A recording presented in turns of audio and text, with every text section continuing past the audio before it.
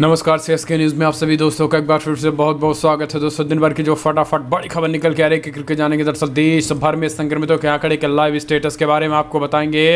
इस बीच बड़ी खबर निकल के आ रही, नेपाल हुआ भारत के सामने सरेंडर। जी हाँ, बातचीत को तैयार बोला। हम दो पड़ोसी दोस्त बातचीत से मामले सुलझा सकते हैं। काला पानी को लेकर प्रधान विदेश मंत्री का बड़ा बयान आया। जी हाँ, नेपाल की इसके साथ अगली बड़ी खबर आपको बता दी कि ओआईसी यानी मुस्लिम देशों के संगठन के बीच में पाकिस्तान को फिर से लगा बड़ा झटका। सऊदी अरब और यूएई ने भी दिया झटका, भारत को मिला समर्थन। जी हाँ, इसके बारे में भी आपको बताएंगे। इस बीच बड़ी खबर, एलओसी पहुंचा पाकिस्तान सेना का प्रमुख कमर जावेद बाजवा, फिर से दी भारत को धमकी। जी हाँ, आपको बताएंगे इसके बारे में भी, लेकिन सब कुछ खबरें एक एक करके विस्तार से जानेंगे। जहां पर बिग ब्रेकिंग, दिल्ली से क्राइम ब्रांच ने मौलाना साद से जुड़े 5 करीबियों के पासपोर्ट को किया जब्त। जी हाँ, आपको बताएं किस तरीके से कार्रवाई तेजी से शुरू हो रही है, सब कुछ खबरें जानेंगे। जहाँ पर राजस्थान और मध्य प्रदेश के बाद यूपी की तरफ बढ़ रहा खतरनाक टिड्डी दल, कई जिलों में अलर्ट जारी कर दिया। इसके साथ ही तपती गर्मी को लेकर भी बड़ा अलर्ट आया है, सब कुछ खबरें जानेंगे। लेकिन उससे पर एक छोटा सा निवेदन, अगर आपने चैनल को तक सब्सक्राइब नहीं किया तो प्लीज़ सब्सक्राइब के लाल बटन दबाकर चैनल को सब्सक्राइब करें। शुरू से अंत तक इस वीडियो को देखिएगा, क्योंकि सीएम योगी की एक बार फिर से धमकी मिली और फिर से किस व्यक्ति को गिरफ्तार कर लिया नासिक से तड़ाक से, उसके बारे में भी आपको बताएंगे।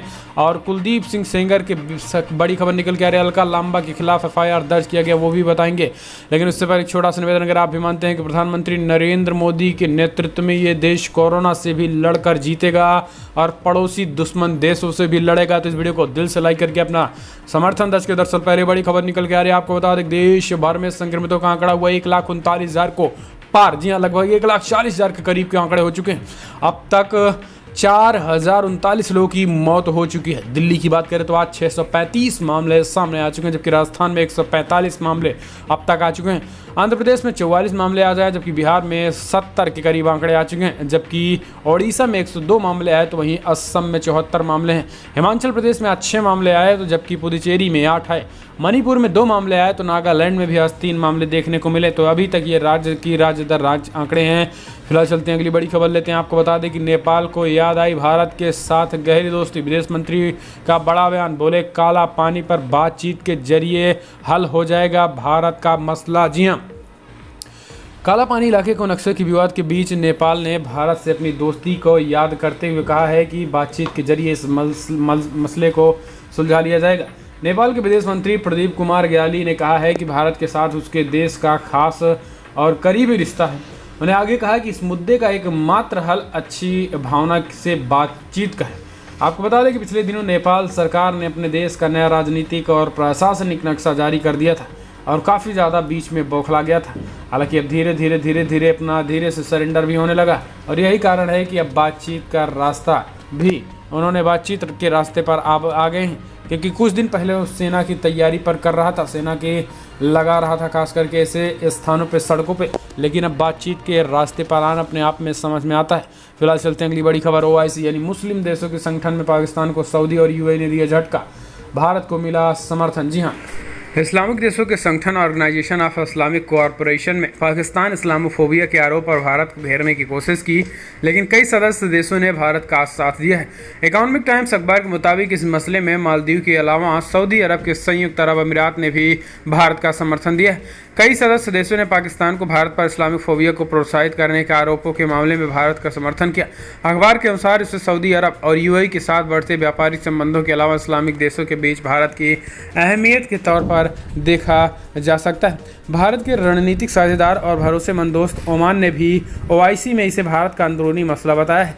अखबार के अनुसार ओआईसी में शामिल कई मुस्लिम देशों ने पाकिस्तान का समर्थन किया है, लेकिन बड़े पैमाने पर मुस्लिम देशों ने भारत का भी समर्थन किया और पाकिस्तान के इस इस्लामिक फोबिया जो ये र्यूमर फैलाया जा रहा था ओआईसी और मुस्लिम देशों के बीच, उसमें पूरी तरीके से खारिज कर दिया। उन्होंने कहा है कि इस तरीके से 20 करोड़ से ज़्यादा मुसलमान भारत में रहते हैं और किसी 1-2 छोटे मोटे बड़े केसेस आ जाने से पूरे समुदाय को, पूरे 135 करोड़ देश की जनता, 100 करोड़ हिंदुओं को इस तरीके से कहा नहीं जा सकता है। छोटे बड़े केस एक मुस्लिम देशों में भी होता रहता है। यहाँ तक कि मुस्लिम देशों में भी मुसलमानों पे बहुत अत्याचार हुए, लेकिन उनका मसला इस फोरम में क्यों नहीं उठाया जाता है। खास करके निशाना पाकिस्तान की तरफ था। तो अपने आप में ये समझ सकते हैं कि पाकिस्तान की जो रणनीतिक पैठ OIC में खास करके सऊदी अरब, UAE और खास करके कुछ ऐसे देश जो भारत का समर्थन किए उनमें नहीं है, लेकिन उससे ज़्यादा भारत की पैठ उन मुस्लिम देशों में है। आपको बता दें कि कुछ दिन पहले मालदीव ने भी भारत का समर्थन किया था।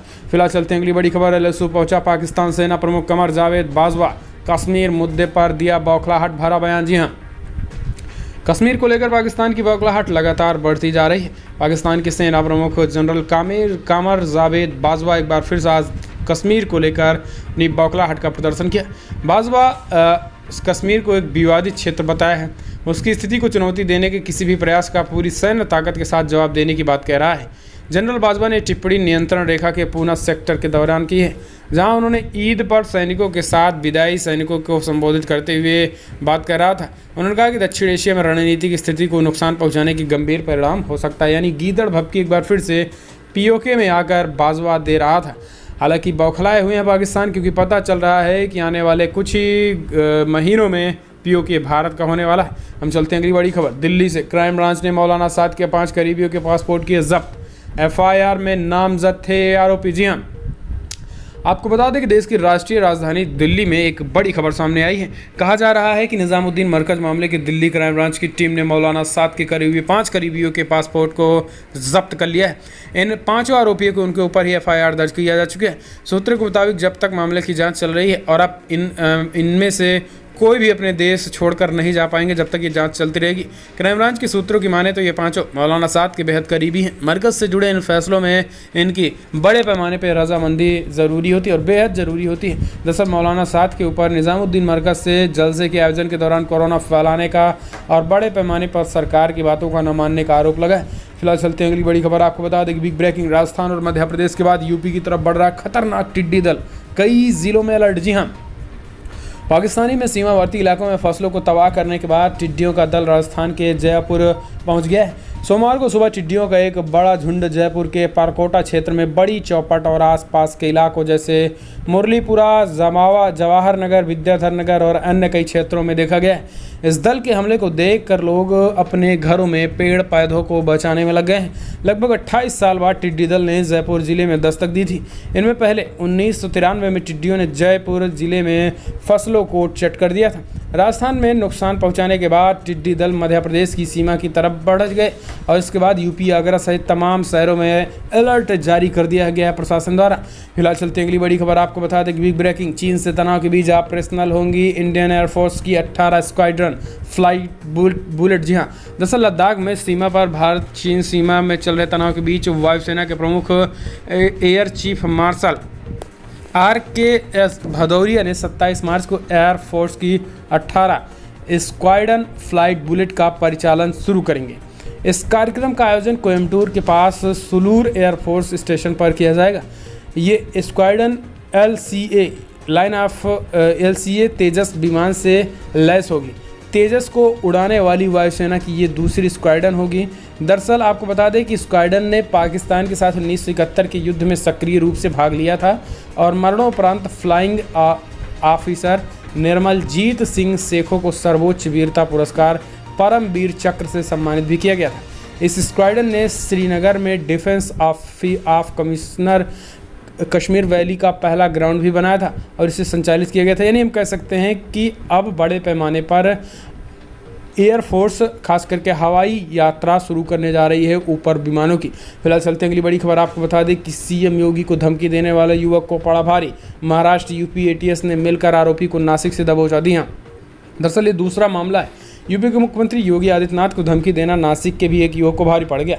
इस युवक ने शनिवार को बम से CM योगी को उड़ाने की धमकी देने के मामले में गिरफ्तार कामरान खान नामक युवक को जल्दी न छोड़ने पर अंजाम भुगतने की धमकी दी थी। फिलहाल इस युवक को धमकी देने के मामले में महाराष्ट्र ATS और UP STF ने नासिक से गिरफ्तार कर लिया है। उत्तर प्रदेश के मुख्यमंत्री योगी आदित्यनाथ को बम से उड़ाने की धमकी देने के मामले में महाराष्ट्र एटीएस एक संदिग्ध को मुंबई के चुनाव पट्टी इलाके से हिरासत किया था, जिसके बाद अब 2 लोगों को हिरासत में अब तक लिया जा चुका है। फिलहाल हम चलते हैं अगली बड़ी खबर। जेल में बंद कुलदीप सेंगर की बेटी ने कांग्रेस नेता अलका लांबा के खिलाफ दर्ज कराई एफआईआर। जी हाँ, आपको बता दें कि पूर्व विधायक कुलदीप सिंह सेंगर की बेटी ने कांग्रेस के नेता अलका लांबा के खिलाफ एफआईआर दर्ज करवाया है। दरअसल कांग्रेस नेता ने अपने ट्विटर हैंडल से ट्वीट करते हुए पीएम मोदी और गृहमंत्री के इशारे पर कुलदीप सेंगर की कोर्ट से जमानत दिलाने का आरोप लगाया था, जिसका समर्थन एक अन्य कांग्रेस के नेता धरना पटेल ने भी किया था। इसके बाद पूर्व विधायक की बेटी ने ट्वीट को राजनीतिक षड्यंत्र बताते हुए पलटवार किया। उनका कहना है कि जब कोर्ट ने जमानत की अर्जी दी ही नहीं गई है तो जमानत कैसे मंजूर होगी। सेंगर की बेटी ने उन्नाव के एसपी से मुलाकात करके अलका लांबा के ट्विटर के आधार बनाकर सदर कोतवाली में मुकदमा दर्ज कराया है। तो अब खास करके उसकी अलका लांबा के खिलाफ एफआईआर दर्ज किया जा चुका है। काफ़ी ज़्यादा पीएम मोदी और सीएम योगी, गृहमंत्री शाह के खिलाफ भी अपशब्द बयानों का यूज़ करती आ रही है। फिलहाल चलते हैं अगली बड़ी खबर। आपको बता दें कि बिग ब्रेकिंग न्यूज़ निकल के आ रही है, जहां पर सुप्रीम कोर्ट का आदेश 10 दिन बाद एयर इंडिया के विमान में मिडिल सीट की नहीं होगी बुकिंग। जी हाँ, आपको बता दें कि आज है 25 मई और 25 मई से देश भर में हवाई यात्राएँ शुरू हो गई हैं। लेकिन हवाई यात्रा के दौरान आपको बता दें कि मिडिल सीट को बुक किया गया है और उन पर भी यात्री अपनी यात्रा कर सकेंगे। लेकिन इस बीच आपको बता दें कि यात्रियों को 10 दिन बाद सुप्रीम कोर्ट ने आदेश दिया है कि इस तरीके से कोई बुकिंग नहीं होगी। 10 दिनों के लिए इसलिए रोक नहीं लगाई क्योंकि जो टिकट बुकिंग होनी थी वो अब तक हो चुकी है। इसलिए अब सुप्रीम कोर्ट ने आदेश दिया है कि आगे 10 दिन के बाद इस तरीके से कोई टिकट बुकिंग ना की जाए, मिडिल वाली सीट को खाली ही रखा जाए। तो ये सुप्रीम कोर्ट ने बड़ा आदेश दिया। फिलहाल हम चलते हैं अगली बड़ी खबर। बिहार बोर्ड 10वीं की रिजल्ट कल होंगे घोषित। जी हाँ, बड़ी खबर बिहार से निकल के आ रही है, जहाँ पर दोपहर 12:30 बजे देख सकेंगे परिणाम। जी हाँ, आपको बता दें कि Bihar school examination board Bihar board 10वीं के रिजल्ट का छात्र बेसब्री से इंतजार कर रहे हैं। आधिकारिक जानकारी के मुताबिक 10वीं के रिजल्ट कल यानी मंगलवार को दोपहर 12:30 बजे घोषित किए जाएंगे। आपको बता दें कि पिछले एक हफ्ते से बीएससी बिहार बोर्ड मैट्रिक परिणाम को लेकर उम्मीद जताई जा रही थी, लेकिन इस दौरान बोर्ड की ओर से आधिकारिक घोषणा नहीं हुई थी। अब वही बताया जा रहा है कि बोर्ड परिणाम की घोषणा के लिए कोई प्रेस कॉन्फ्रेंस नहीं करेगा। कोरोना वायरस के कारण सोशल डिस्टेंसिंग को ध्यान में रखते हुए संभावना है कि बिहार के परिणाम बोर्ड के कार्यालय में घोषित किए जाएंगे। परिणाम जारी होने के बाद मीडिया कर्मियों को इसके बारे में तुरंत सूचित किया जाएगा। तो ये आप सभी लोगों के लिए अच्छी खबर है। फिलहाल हम चलते हैं अगली बड़ी खबर। अब आसमान से बरसेंगे आग, आज से नवतप की शुरुआत, इन राज्यों में लू का खतरा। जी हाँ, आपको बता दें कि आज से लू का रेड अलर्ट जारी कर दिया गया है। अब आसमान से धूप के रूप में आग बरसेंगी क्योंकि सोमवार से नवतप की शुरुआत हो चुकी है। भारतीय मौसम विभाग IMD के अनुसार अब झुलसा देने वाली गर्मी से सामना होने वाला है। कुछ उत्तरी राज्यों में लू का भी खतरा बढ़ गया है। इसका मतलब साफ है कि अगले कुछ दिनों में सूर्यदेव जमकर परीक्षा लेने वाले हैं।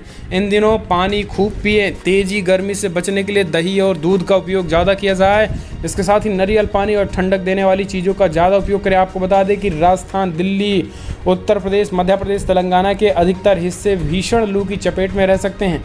इन राज्यों में लगातार तापमान बढ़ने की संभावना के चलते रेड वार्निंग दी गई है।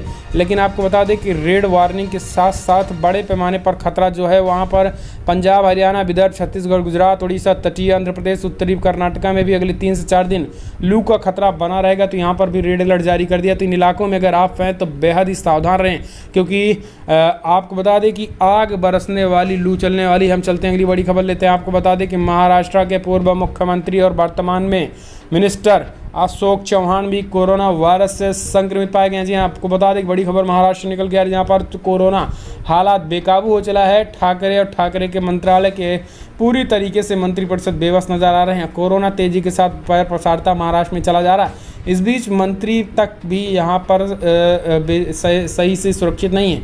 आपको बता दें कि एक बार पहले जितेंद्र आव्हाड भी यहाँ पे कोरोना संक्रमित हो चुके हैं। हालांकि वो स्वस्थ हो गए हैं, लेकिन अब उनके बाद महाराष्ट्र के पूर्व मुख्यमंत्री और वर्तमान में मिनिस्टर अशोक चौहान कोरोना से संक्रमित पाए गए हैं, जिसके बाद अब उनको नांदेड़ से मुंबई में शिफ्ट कर दिया गया। तो ये अपने आप में बड़ी खबर। फिलहाल हम चलते हैं अगली बड़ी खबर। आपको बता दें यूपी में 1 जून से दौड़ेंगी रोडवेज की बसें। यात्रियों को कुछ खास नियमों का करना होगा पालन। जी हाँ, आपको बता दें कि उत्तर प्रदेश के लोगों के लिए एक खुशखबरी है। अब यूपी की योगी सरकार रोडवेज को 1 जून से शुरू करने जा रही है। लेकिन आपको मास्क लगाना बेहद ज़रूरी है। अगर आप मास्क नहीं लगाएंगे तो सरकार, यूपी की योगी सरकार अब तक 8,000 लोगों पर जुर्माना ठोक चुकी है। और अगर आप भी मास्क नहीं लगाते तो ना आपको सामान मिलेंगे, ना ही आपको यात्रा करनी मिलेंगी। तो ये आप समझ लीजिए। हम चलते हैं अगली बड़ी खबर लेते हैं, जहाँ पर दुनिया भर में जो आंकड़े निकल के आ रहे हैं, एक नज़र उस पर अगर डालेंगे तो हम पाएंगे कि अब तक का आंकड़ा 54 लाख को पार कर गया। जी हाँ, 54,11,000 कन्फर्म केसेज आ चुके, जबकि मृतकों की संख्या 3,45,000 को पार कर गई है। यूनाइटेड स्टेट में 16,77,000 कन्फर्म केसेज, जबकि ब्राज़ील में 3,65,000 कन्फर्म केसेज, तो रसिया में 3,53,000 कन्फर्म केसेज, यूनाइटेड किंगडम में 3,59,000 कन्फर्म केसेज, स्पेन में 2,35,000 केसेज, इटली में 2,29,000 केसेज, तो वहीं जर्मनी में 1,80,000, तुर्की में 1,56,000 कन्फर्म केसेस। तो ये दुनिया भर के आंकड़े फिलहाल बड़ी खबरों में इतना है। लेकिन अगर आपको वीडियोस पसंद आए तो लाइक करें, शेयर करें, कमेंट के माध्यम से अपनी राय देना ना भूलें। इस वीडियो में इतना। जय हिंद, वंदे मातरम।